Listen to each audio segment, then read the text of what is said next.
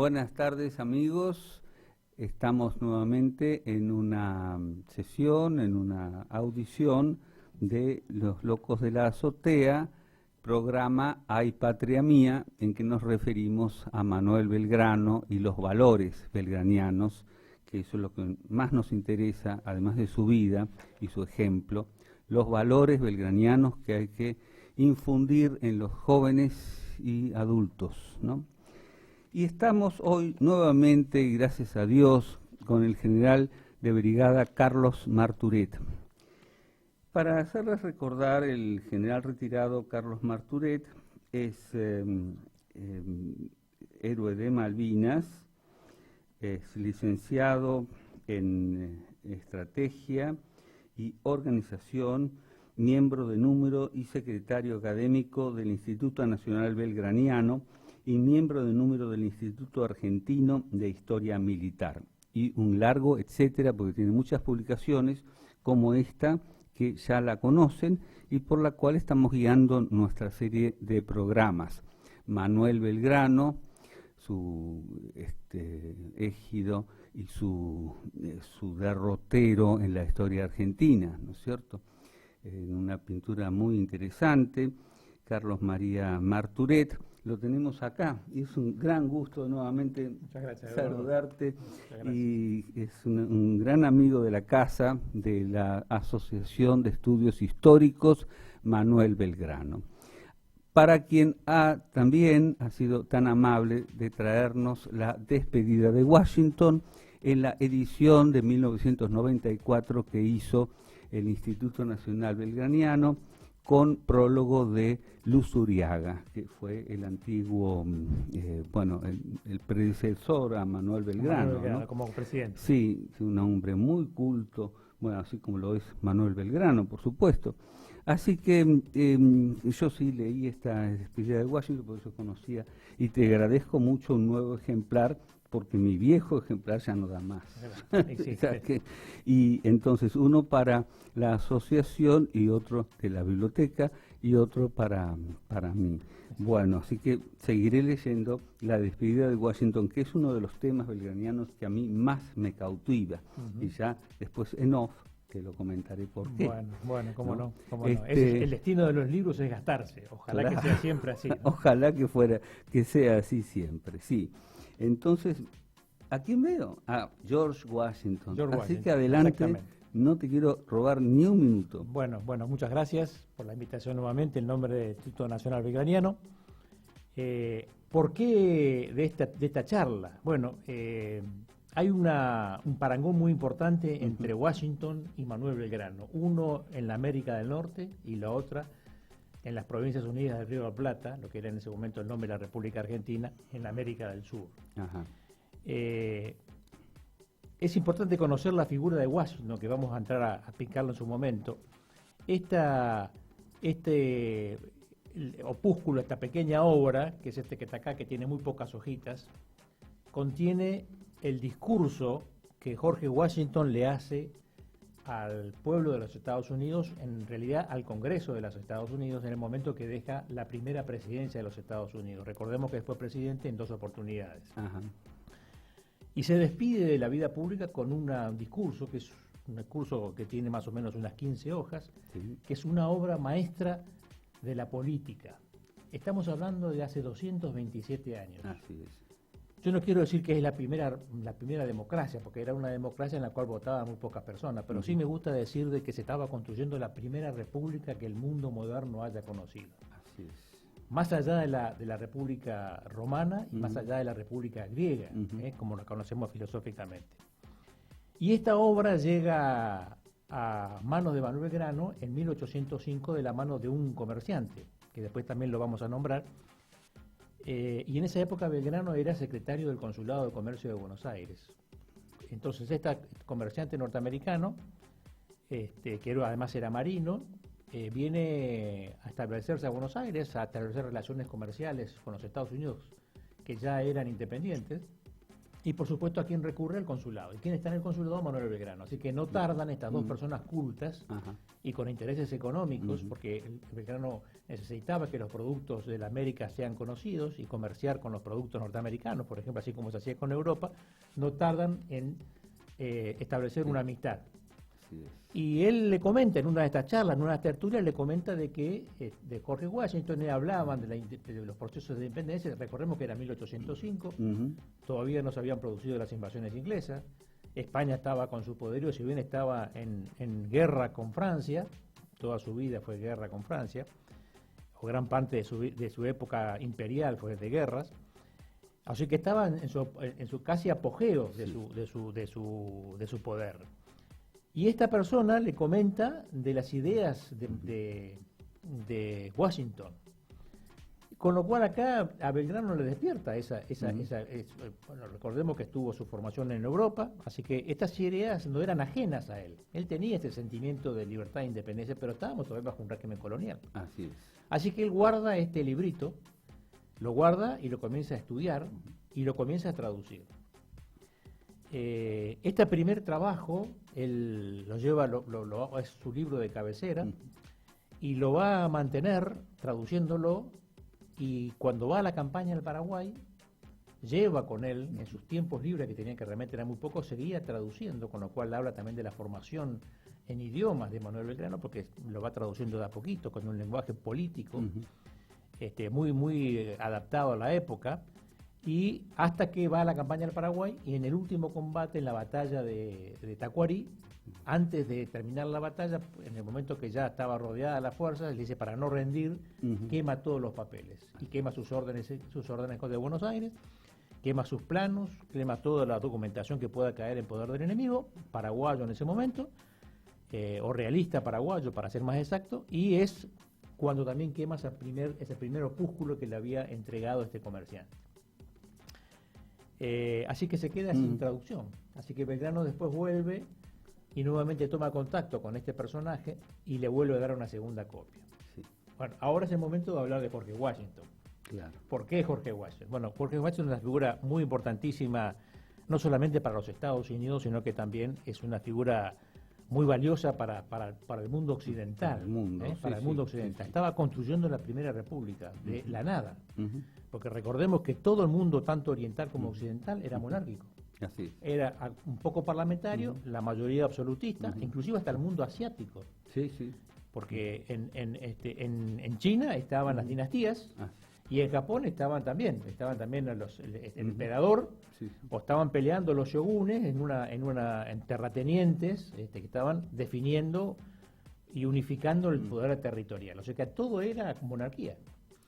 Y hay un proyecto en Estados Unidos que es un proyecto innovador, novedoso, que es el proyecto de la República. Jorge Washington nace en el siglo XVIII, en 1732, y muere en 1799, es solamente en este siglo, muere a los 67 años de edad. Casi el tiempo de vida de Mama Antula, ¿no es cierto? Más o menos. Que estamos en época. Y comparando muere muy joven también. Belgrano a los 50 años, a los 67 años, o sea que ahí empezamos a buscar una relación entre estos dos personajes. No se llegaron a conocer, no se llegaron a conocer, pero se sintieron, digamos, identificados. Exactamente, esa es la misma palabra. El padre queda viudo, el padre de Washington queda viudo muy joven y se vuelve a casar con la que va a ser la mamá de George. Con la mamá. Se casan en segundas nupcias. Y el primer hijo de este segundo matrimonio es Jorge Washington. Él tiene una educación muy básica, tiene una educación de colonia, es formado en las iglesias, como era más o menos la educación acá. Se educaban los chicos en las escuelas rurales, y de ahí no pasaban. Claro. No tuvo la suerte de sus hermanos mayores, que como era un rico comerciante el padre, y tenía plantaciones, pudo mandar a dos de sus hermanos a estudiar a Londres. Así como se mandaba a estudiar a España, para el caso del virreinato español, se lo mandaba a Londres en el caso de la colonia británica. El padre muere muy joven, así que queda a cargo de su hermano mayor, su hermanastro mayor, que es Lawrence, que es el que lo introduce en el manejo de la hacienda, en los manejos económicos. Este Jorge Washington tiene una personalidad muy introvertida, es una persona de 1,90 m, imponente, Alto. muy físico, muy adaptado a la vida natural, y a él le gustaba la vida militar. Así que a los 14 años le pide permiso a la madre para incorporarse a la milicia. Sí. Y la madre, por supuesto, le dice que no, que va a tener que esperar un poco más, para ser un poco más grande. Bueno, cuando muere el padre, y a los 17 años, vuelve a insistir, y ahí se incorpora en la milicia de Virginia. La Virginia era uno de los 3 estados norteamericanos. Recordemos que los estados norteamericanos se formaron sobre la costa este. Sí. Eran las 13 colonias, mejor dicho, no eran estados todavía, sino que eran las 13 colonias norteamericanas. Virginia era la primera colonia que tuvo asentamiento humano permanente. El resto eran rotando. Así que el primer asentamiento, con lo cual tuvo un desarrollo económico y social muy importante. Y era un poco la que llevaba la voz cantante del resto de las colonias. Así que Washington le encarga la tarea, los representantes de la colonia le encargan la tarea de formar una fuerza militar. Y ahí van a ser la vocación real de Washington para la vida militar. Es decir, que organiza la colonia, y ahí se empieza a revelar su personalidad como conductor. Y eso de la vocación es tan importante, porque mucha gente no sabe qué es la vocación.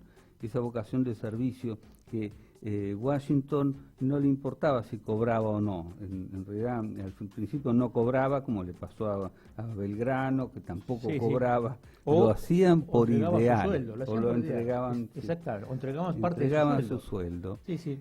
Adelante. Él tenía un respaldo económico, porque tenía una plantación muy importante y tenía esclavos. O sea que hay que hablar, por supuesto, de la moral y la ética de la época. Claro, sí. Washington fue una persona ética y moral en una época en la cual el esclavismo estaba de alguna manera aceptado. En su país. No obstante, Washington es el primero de los padres fundadores que le da la emancipación y deja escrito en su testamento que cuando él muera le da la libertad absoluta. La animación era un estado de libertad un poco más controlada, más libre, pero no tenía la libertad total. Eso recién lo van a alcanzar cuando muere Washington. Entonces es el primero de los padres fundadores que le da la libertad.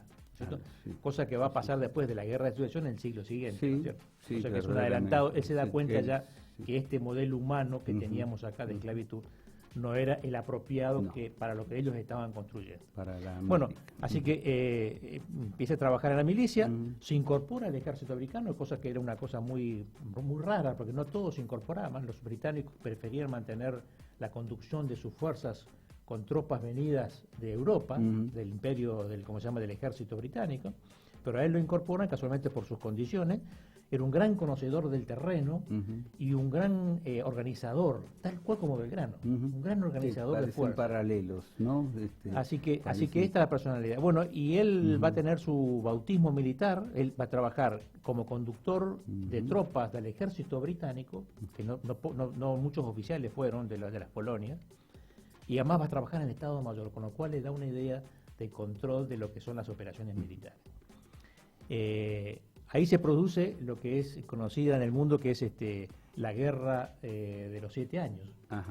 Winston Churchill dice que es la primera guerra mundial, realmente fue la primera conflagración mundial. Esto pasa en 1758 al 63. Así es.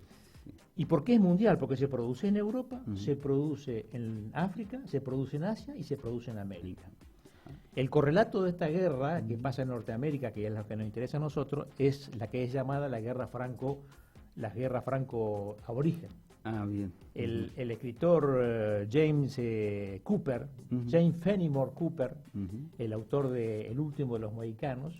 Sí, claro. Sí, él trata una de las batallas o una de las acciones de esa guerra. Es una novela romántica. Sí, es una novela, pero no deja de pintar lo que fue en ese momento. Esto es una nota de color para ver lo que era esa época. Él va a participar en los primeros 2 años y después se va. Como consecuencia de esta guerra, que mueren alrededor de 1 millón de personas, la guerra se produce en Europa por el control de la zona de Silesia, que es la zona que hoy está en Polonia. En ese momento estaba en poder de Suiza. Se la arrebata el imperio austrohúngaro, el imperio austríaco. Ahí está Federico II, el conductor militar por excelencia de la época. Después vendrá Napoleón. Y el control de esa zona, ¿por qué era rica? Porque eran ricas en minerales. estaba produciéndose o iniciándose lo que era la primera revolución industrial. Claro. Y ahí se necesitaba el carbón para mantener vivas las fábricas que se estaban produciendo en Inglaterra. O sea que ahí los aliados van a ser los prusianos Inglaterra sí. contra España, lo mismo de siempre, España, Rusia y una serie de países satélites. Esta es un triunfo británico, pero como consecuencia de esta guerra quedan todas las colonias quedan, digamos, económicamente el imperio británico queda bastante maltrecho en su economía. Ajá. Así que, ¿qué es lo que va a pasar? Van a empezar a presionar a las colonias para ponerle más impuestos. Así que la primera gran equivocación fue esa, porque eso provocó el descontento. Claro.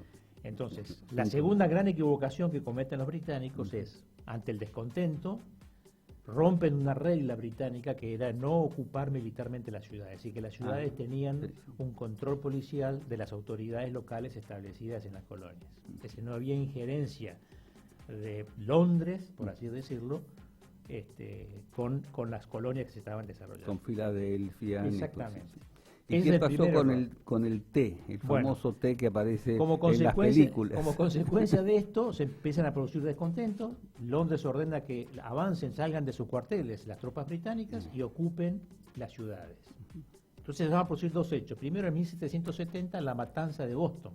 Ah, sí, claro. Que se produce como consecuencia de un empleado que va a pedir el salario. Él trabajaba en una fábrica de pelucas. Sí. De hecho anecdótico. Sí. La peluca era mucho una cosa que ver. mucho que ver en la época. Muy fundamental, no se podía salir. El dueño del taller que se niega a pagarle porque decía que no había cumplido con sus compromisos laborales. Esto, por supuesto, respondían a las casas matrices en Londres. Para atender un poquito la idea, recordemos que eso eran de las compañías británicas, el Pirata del Caribe, todas estas películas nos hablan de este tipo de las compañías de las Indias occidentales, ¿no es cierto? Así que todo esto tenía relación con él. No le quiere pagar, entonces este hombre busca a sus compañeros de trabajo. Se produce un motín, interviene el ejército británico con la policía y se produce un fusilamiento y mueren ahí 4 operarios. Esa es la primera llamada de atención que dicen, pero ¿cómo? Ustedes están disparando contra sus propios súbditos. Sí, claro. Muy bien. Y la segunda es el motín del Tem, que se produce en 1773 en Boston, cuando un grupo de comerciantes, descontentos con la forma como se estaban llevando, ellos preferían comprar a Holanda y no comprar a Inglaterra, porque era mucho más fácil comprar y mucho más económico y más rentable comprar a Holanda que venderlo a Londres. Claro. Porque había un monopolio que les obligaba a comprar solamente con las casas de Londres. Se produce el motín del Tem, 73, y ahí es cuando se tiran las cajas de té al río. Disfrazados de aborígenes, los comerciantes de Boston tiran las cajas que iban a ser embarcadas, que estaban por desembarcar hacia los puertos de las colonias. Así que las tiran al agua, las tiran todas al agua. Bueno, esto provoca realmente una reacción militar muy importante, y ahí las colonias convocan a lo que se llamaba un momento histórico de inflexión, que es el primer Congreso Continental.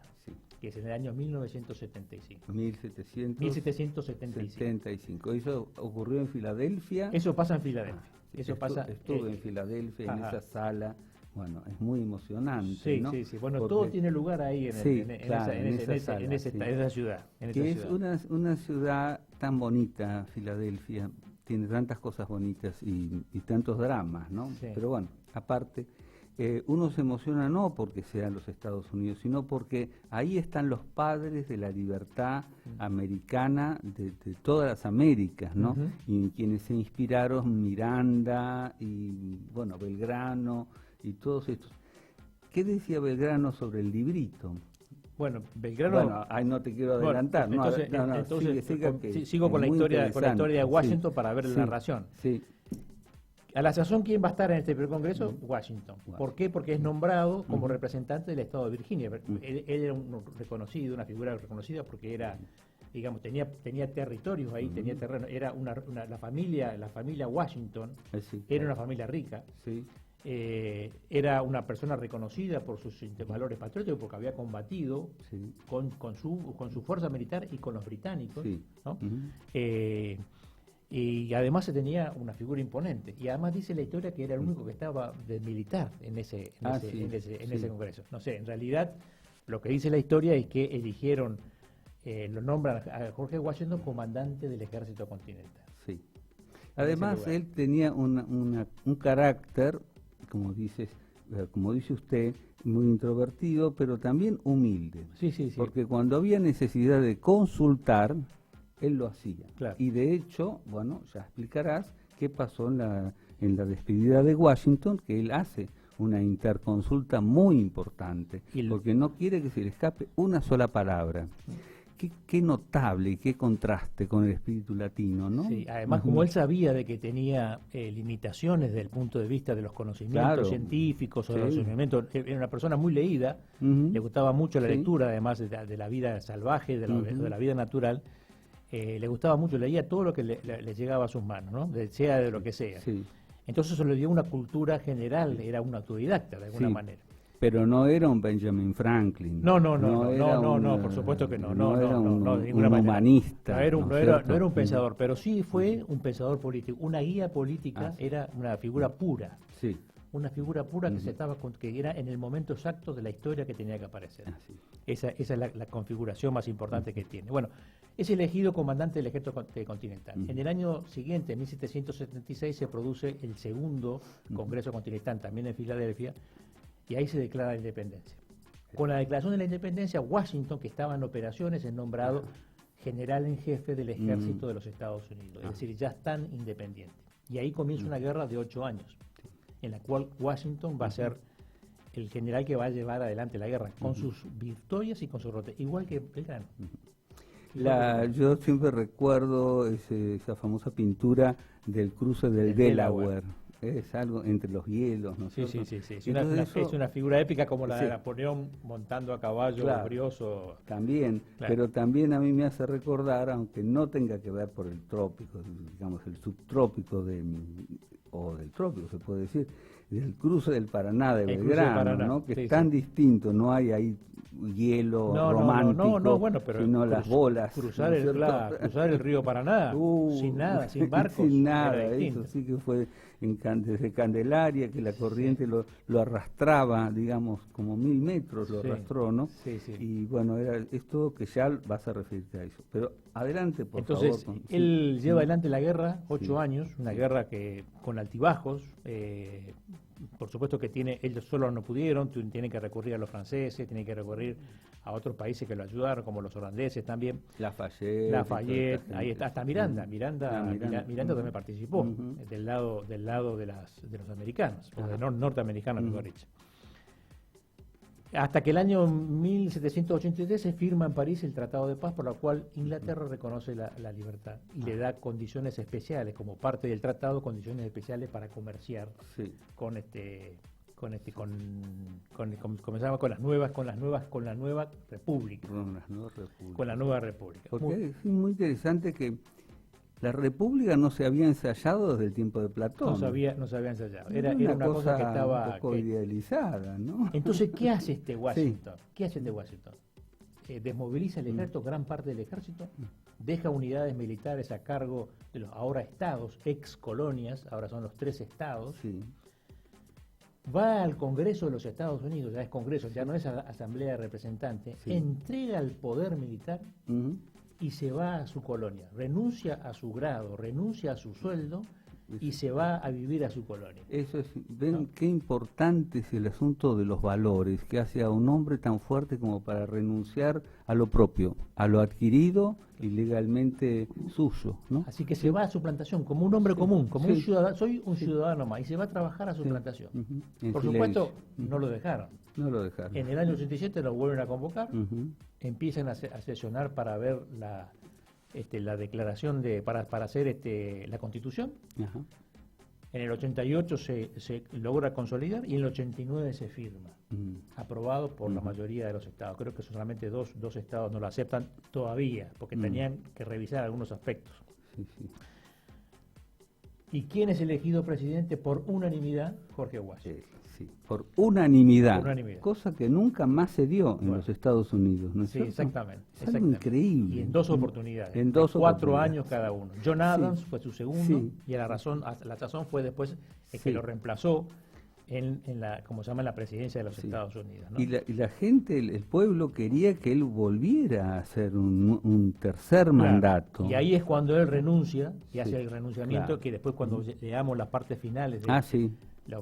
digamos el pensamiento, no Sí, sé cómo vamos. estamos bueno, bien, estamos bien. cuando leamos las partes finales de Ujú. lo que realmente lo que él Ujú. dice, él ahí hace una explicación de por qué, da los Ujú. fundamentos de por qué no, Sí, que son sí. realmente unos fundamentos de un valor ético Sí. que son trascendentes, que nos hacen reflexionar a nosotros hoy en día. Sí, ¿cierto? sí, por eso es la importancia que tiene esta carta, esta despedida de Washington. No es porque sea americana, norteamericana, no tiene que ver con el país, Sí, sí. tiene que ver con la filosofía, filosofía. de la nueva... Estaban construyendo algo que no existía, Que no era existía. absolutamente nuevo. Ujú. Washington no tenía Sí. biblioteca atrás, No. ni tenía nadie que consultar, salvo a los que pensaban los- como él, que sí, eran sí. los representantes, lo Ujú. más puro de la sociedad norteamericana en ese Ujú. momento, de los ciudadanos, Así es. estaban presentes Ujú. en ese lugar, con diferentes opiniones, con sus matices, ¿no? Por supuesto. Pero bueno, Sí, sí, sí. así que él es además uno de Ujú. los 39 firmantes de la Declaración de la Independencia, es que Washington Sí. ha atravesado esa etapa fundacional. Sí. Bueno, y en el año 98, Ujú. un año y medio antes de morir, él renuncia, o mejor dicho, cumple su mandato. Ujú. Cuando le ofrecen un tercero, él no acepta, y se despide con esta obra política monumental que es la despedida de Washington al pueblo de los Estados Unidos. Que es una pieza de oratoria, Es una pieza ¿no es de cierto? oratoria. Por eso lo interesante es que hoy en día leemos el original y a veces nos quedamos en ascuas en el sentido de que el lenguaje es un poco arduo para las personas de una educación del siglo XXI, ¿no es Ujú. cierto? Porque tiene muchos, se puede decir, cláusulas o clausulaciones, ¿no?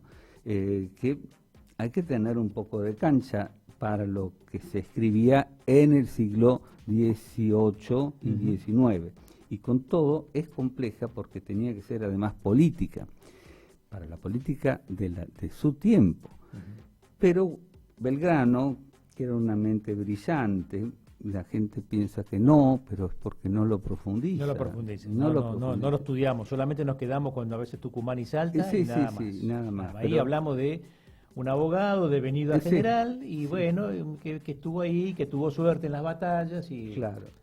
Y él hace, lamentablemente, ¿no? que tiene también la suerte de tener los auspicios y la ayuda del doctor Redhead, Sí, que era de Connecticut, ¿no? exactamente. De New Haven también, New Haven. de donde era el otro personaje que le había facilitado Sí, sí. la despedida de Washington. Sí, exactamente. Entonces ya ahí hablaban un mismo idioma y entonces él mismo lo dice, Belgrano, dice, me he ayudado del doctor Sí, Redhead, sí. quien graciosamente me ha ayudado en esta traducción por los modismos, Ujú. y sí, que había cosas que no era tan fácil. Hoy en día ponemos la radio, el celular y ya es fácil traducir y entender del chino al castellano o al Sí, sí, lunfardo, sí, sí. ¿no? Había- Pero había. en ese tiempo Pero además un no. lenguaje, no es un lenguaje coloquial, sino que es No. un lenguaje político. Es un la lenguaje precisión de las político, palabras. ¿eh? exacto, Cuando sí. se habla de autarquía, esos Sí. conceptos, tiene que estar muy bien definidos. Muy bien definidos, Porque exactamente. está tomando Ujú. ideas para sí mismo o para su patria. ¿no? Así es. Bueno, ¿quién es el Sí, personaje adelante. que lo lleva?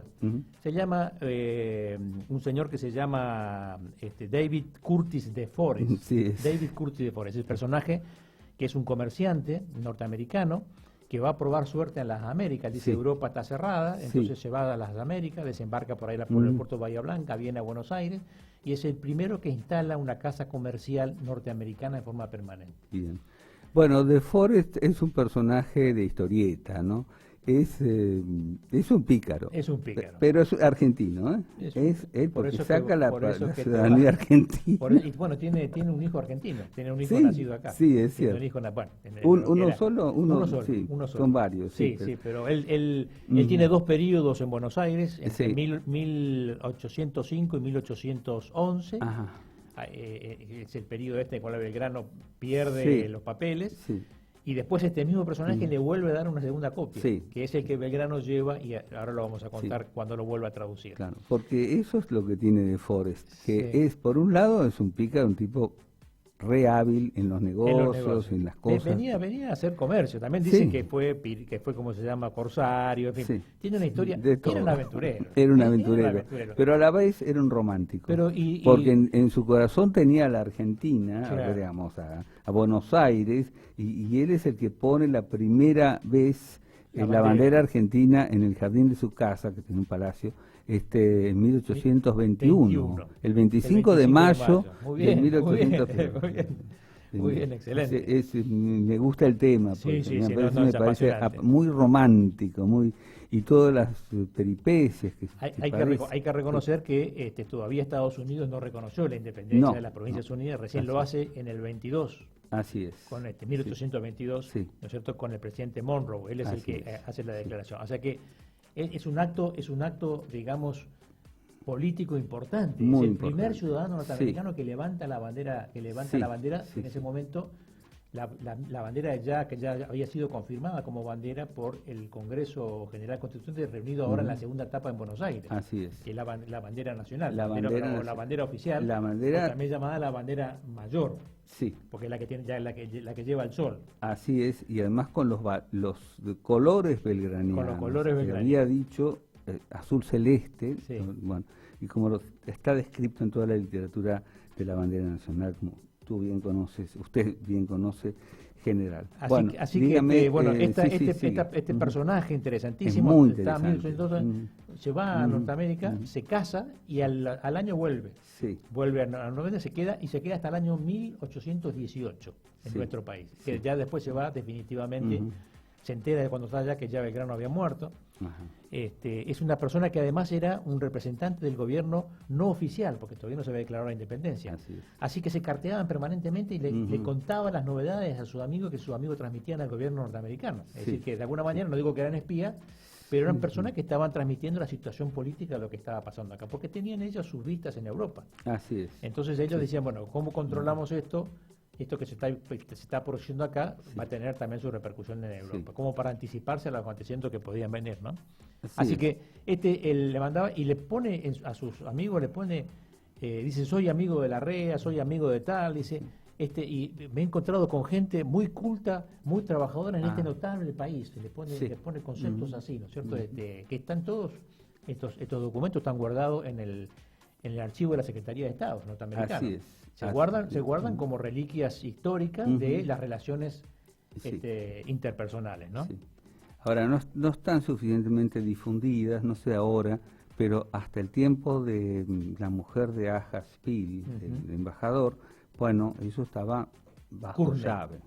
sí. ¿Cómo se dijo? Kurnet Letts de sí, Spiel. la historiadora que descubre la primera una mujer maravillosa extraordinaria, y bellísima. Sí, no lo conocí. No, tampoco, pero leí las crónicas de la época. ¿sí? Dice que era una de las mujeres, de las 7 mujeres más deseables de Chicago. Cuando se hace la presentación de la dama en sociedad, se presentaron 7 chicas, se presentaron 10 o 12. Y 7 de ellas fueron seleccionadas como las mujeres socialmente más deseables de cómo se llama de los Estados Unidos. Notable. Bueno, era muy pro Argentina. Muy pro Argentina. Muy amante de la historia argentina. Spiel la introduce, el embajador Spiel, que también este matrimonio es el tercer matrimonio de ella. O sea que es para tomar palabras ahora reales sería una feminista, una aventurera, o sea que realmente una persona riquísima, es para escribir un libro, una novela. Solamente sobre ella. Solamente sobre lo ella. Poco que sé por retazos de aquí y de allá, ¿no? Así que el nombre es Kurnet Letts, ese es el apellido de ella, y Spiel, que es el tercer matrimonio, está casado, se casó con él, que era embajador en Estados Unidos, después la acompañó a Brasil y lo acompañó a España. Y tiene 4 libros escritos. Estamos saltando un poquito la... perdón. Además nos estamos metiendo un poquito en la parte fina de la historia y es posible ¿Por qué pasa esto? No le interese. No, pero es interesante. No, es muy interesante. Porque son las personas que traen estos documentos, que son realmente riquísimos para leerlo, los que rescatan de la historia. Así es. El primero que lo rescata es Bartolomé Mitre. ¿Cuándo lo hace? En 1902. Lo hace cuando él publica en La Nación el artículo traducido por Belgrano. Así es. En 1902 recordemos que ya se habían exhumado los restos. Así es. Y estaba a punto de inaugurarse el mausoleo, o sea que Belgrano estaba en pleno apogeo, la figura de Belgrano estaba en pleno apogeo. Así que Bartolomé Mitre, para refrescar su historia, publica este documento. Vuelve a releer su historia de Belgrano. Y acá viene la señora Let de Pil, esta periodista, que se casa con este embajador Jorge Spil, Felipe Spil, que también es una figura interesantísima, porque era un embajador, un ministro plenipotenciario muy activo, con muy buenas relaciones, buscando siempre los intereses comerciales. Así que lo conoció un tiempo antes, cuando ya estaba casado con otra persona, y volvieron, si bien cuando se separó, a los 2 meses ya se habían casado. O sea que tenía una relación anterior. La sexta chica más deseada de los Estados Unidos. Y dice que durante el matrimonio con el embajador Spil, fue declarado por una de las revistas de moda como la mujer más elegante de los Estados Unidos. Acá tenemos una foto. Esta es una foto de ella. Es una mujer muy bonita. A ver si la ve la cámara. Si la toma la cámara. Esta es Courtney, es un nombre bien británico, y este es el embajador Felipe Spil.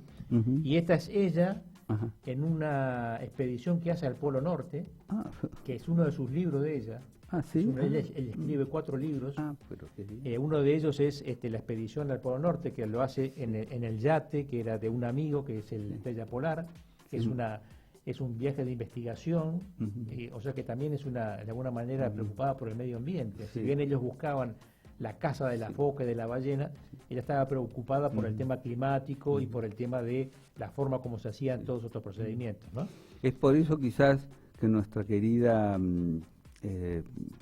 Virginia Carreño, que fue Elsie Rivero Aedo, Elsie Krastin de Rivero Aedo, vivió 103 años, ¿no? Pero era también muy aventurera de la cultura y le encantaban, le parecían mujeres interesantes y es fácil que la haya conocido. Ahora no tengo pero sé que ella dio conferencias sobre la despedida de Washington, sobre todo este tema, ¿no es cierto? Hace muchos años, ¿no? Ella escribe 4 libros. Uno es El crucero de la aurora boreal, que es el primero que escribe ella, que narra esta aventura. Es una aventurera, es una mujer que se puso la piel de se fue acompañando a la expedición científica, ¿no? Qué notable. El segundo es Aventuras de una mujer en un mundo de hombres, con lo cual revela su faceta feminista. Sí, claro. Hay que ver la época, 1920, 1930, ¿no es cierto? Sí. Después cartas reversales o comerciales entre Buenos Aires y Washington, que son ya entra la fase diplomática. Londres y París. Sí, ¿no? y la última se llama La esposa del embajador, donde ahí él comenta su vida como acompañante del embajador, ¿no es cierto?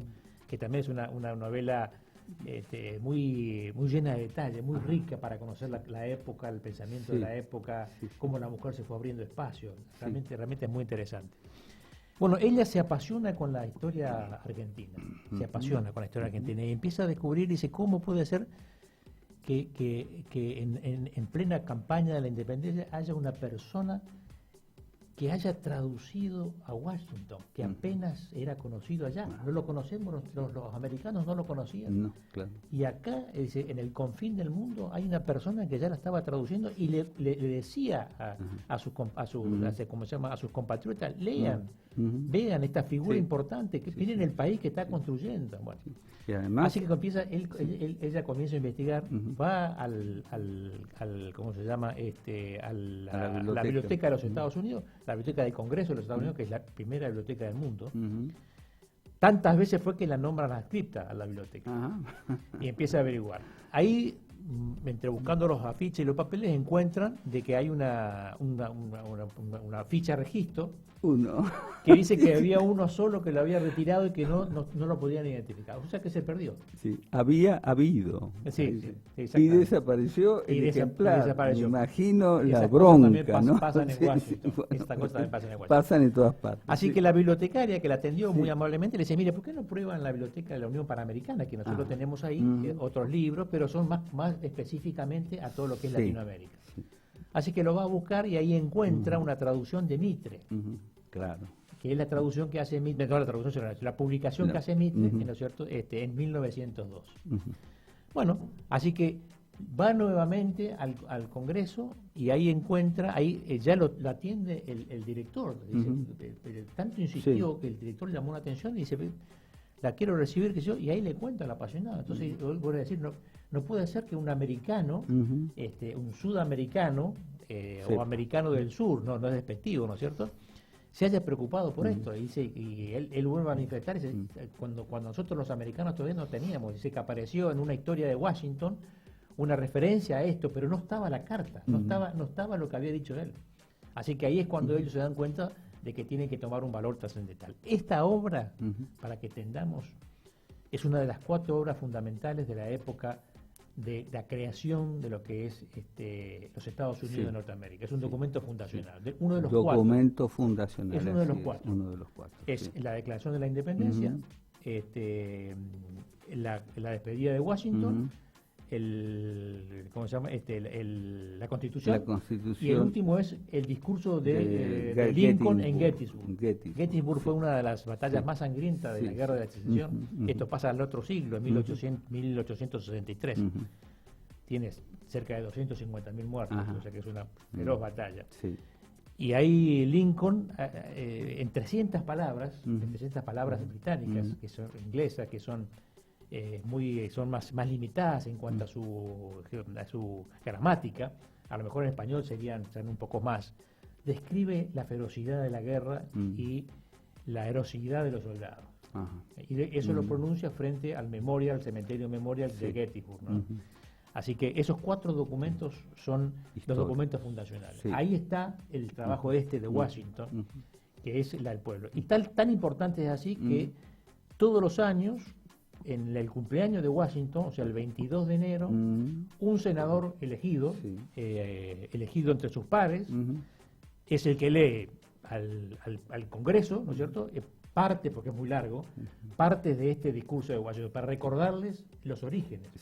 Sí, qué tradición tan profunda que tiene, ¿no es cierto? De no tener nada de historia, a pasar a tener estas costumbres. Y mantenidas en el tiempo. Para recordarles, mire, ustedes están bajo estos principios. Sí, porque ellos, después de la guerra civil, que fue tan terrible, Lincoln había perdido un hijo, ¿no?, en la misma guerra.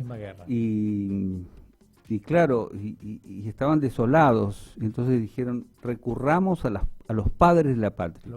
Entonces recurrieron a Washington y a la lectura de la despedida. Y entonces ahí refundaron, porque había que elevar la moral de la tropa y de los generales y de todo, para seguir adelante. Pero además, ¿no?, es una guerra civil. Sí, una guerra horrible. Claro. Ellos necesitaban elevar esa guerra, elevar la matanza a la guerra, transformarla en una campaña épica para decir, estos son los valores que nos dieron nuestros padres fundadores y tenemos que volver a recrearlos. Ese era el concepto que tenían. Por eso que hacen esta manifestación de ¿cómo se llama?, de organización política y de recreación. Por eso que llaman padres fundadores, que es el concepto que a mí me gusta. Nosotros no tenemos un padre de la patria. Nosotros tenemos padres fundadores de la independencia argentina. Sí, también ese es el concepto que ellos tienen. Una idea de padres fundadores, porque son varios. Así como está Franklin, cada uno estuvo en su área, y si uno los reúne a todos, han formado una nación, más allá de cualquiera de las cuestiones que la visión ideológica le quiera dar, es de admiración. Yo tengo una gran admiración y un respeto por sí. los Estados Unidos. Sí, claro. Me gustaría que nosotros tengamos el mismo empuje, valor, decisión como para llevar adelante nuestras políticas. Por supuesto que ellos tienen sus defectos, nosotros los nuestros. Por supuesto. Pero hay que reconocerles esa fuerza de, bueno, caen y se levantan nuevamente y siguen adelante. Así es. Es algo que yo he vivido allá, así que lo conozco eso también. Bueno, pero hay una cosa, ¿cómo es que la señora de Steele, Courtney, sí, a mí no me sale mucho, lo sé leer bien, pero me cuesta, publica en el año 47, creo, en La Nación. Él lo publica un año antes de la creación del Instituto Belgraniano, en el año 1943. En el 43. Es decir, que no en la es, prensa, ¿no? En La Nación, en el mismo coso de Mitre. Sí, qué interesante. Así que no es raro de pensar o difícil de pensar que las damas de la Asociación de Remedios de Escalada de San Martín, que son las creadoras del Instituto Belgraniano, que son el primer Instituto Belgraniano antes del decreto de oficialización, se hayan basado en eso, es decir, rescatando la figura de Belgrano. Ella publica esto con una carta muy hermosa y ahí hace el parangón de lo que fue Washington y Belgrano. Le voy a preguntar a Florencia Grosso, que está en esta cosa de presidenta. Seguramente algo tenía que ver, porque pasó justo un año antes. En el año 43, en el año 44 se hace la creación del instituto, estamos cumpliendo ahora 80 años. Y en el año 94, con motivo de los 50 años, se hace el segundo Congreso Belgraniano y ahí se publica este fascículo que es realmente a mí me lo mandaron desde Tucumán. A los amigos de Belgraniano de Tucumán.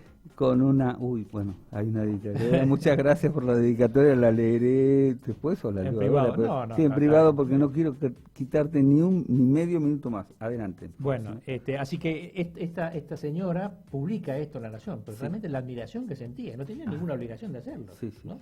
Podía haber vivido de esposa de embajador y de fiesta, pero sin embargo se dedicó a estudiar la cultura del país donde iba y de acompañar a su marido.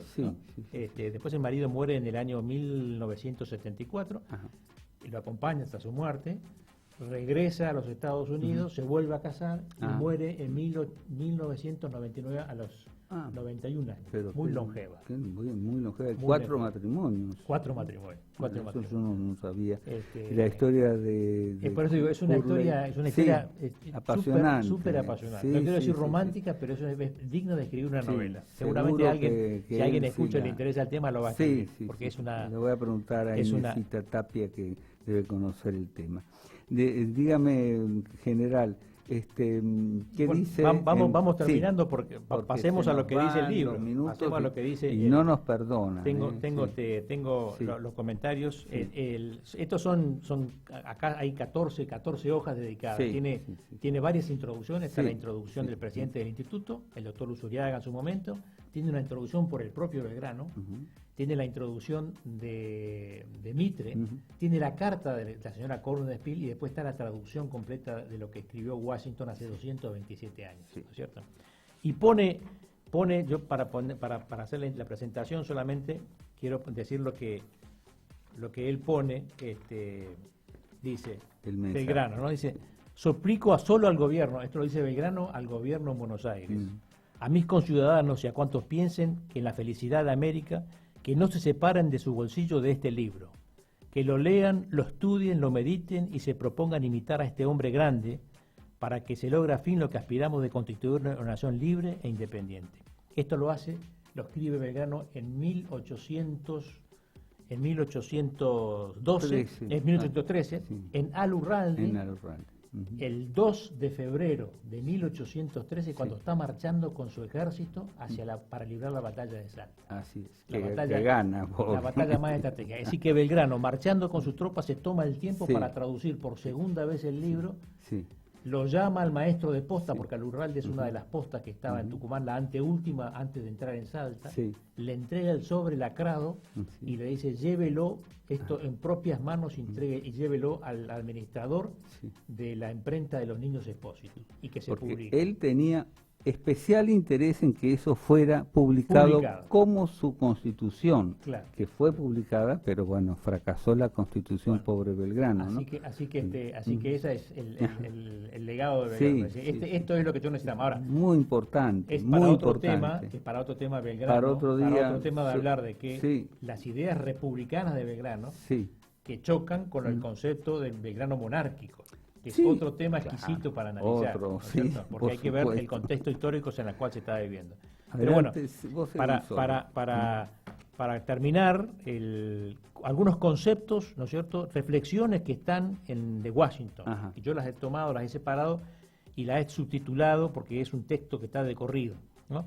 Por ejemplo, respecto a la alternancia del poder, dice Washington: asumí el cargo por patriotismo, es decir, que él lo toma como una carga.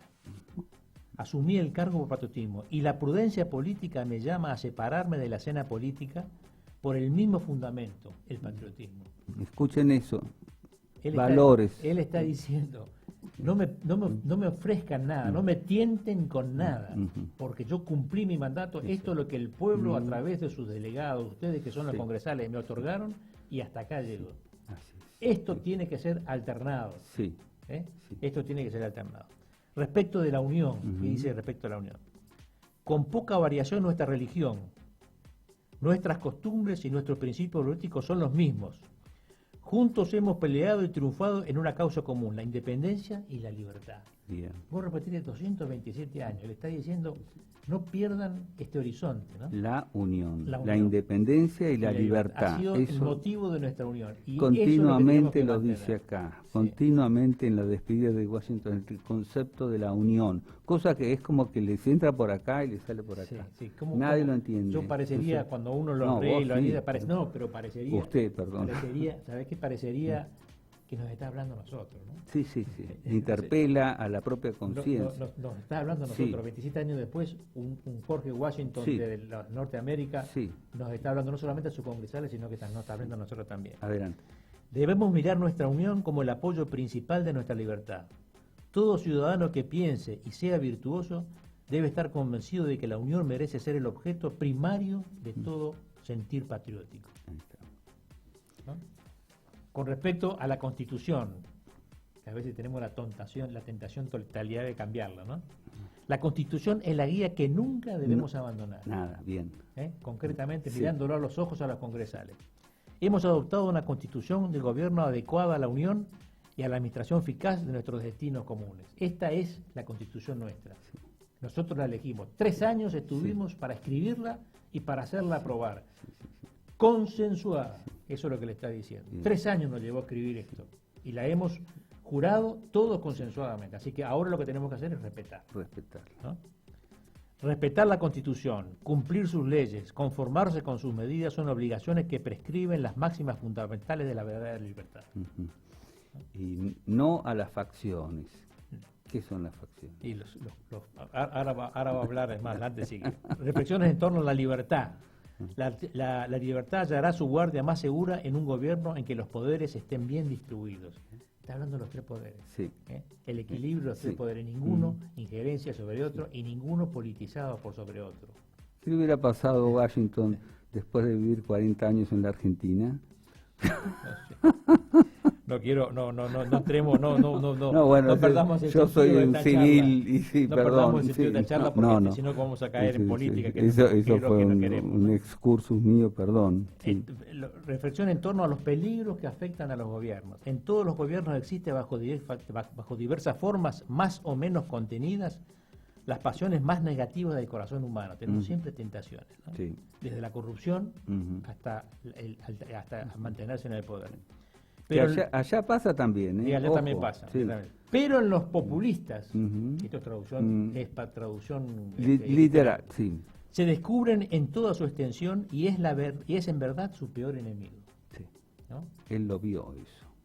El espíritu de facción o de desunión trabaja constantemente para confundir y debilitar al gobierno. Así es.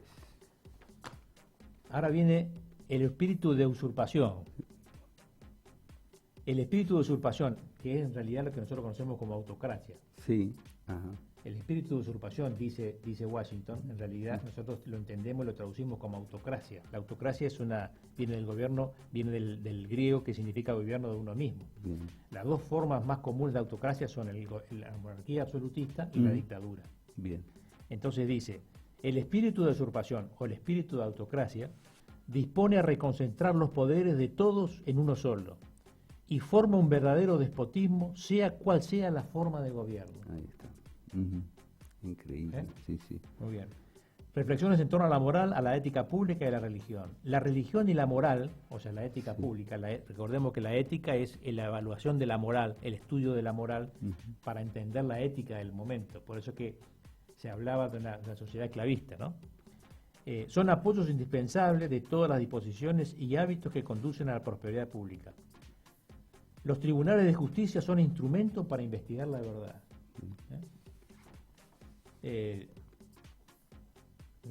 Respecto a la autoridad y rendición de cuentas, para gobernar se necesitan rentas y para que éstas sean valederas son necesarios impuestos. Pues, Pero no hay impuesto que no sea más incómodo o desagradable porque lo paga el ciudadano. La dificultad intrínseca en determinar cuál es el impuesto que menos afecte o que menos provoque perjuicios en los propios ciudadanos. está bien, lógico. ¿No es cierto? Es un hombre que Debemos extraordinario. sostener con esto la credibilidad y la confianza pública como manantial importante de la fuerza y de nuestra seguridad. ¿Sí? Es decir, la confianza que a veces es lo que se Sí. cree. Respecto a las relaciones internacionales, la nación que aborrece a otro es de algún modo esclava de su odio. Observar en todas las naciones buena fe y justicia, cultivar la paz y la armonía con todas es la conducta que ordena la religión y la moral. Será digno de una nación libre, esta es extraordinaria, porque acá fija una política que mantuvo Estados Unidos por 100 años.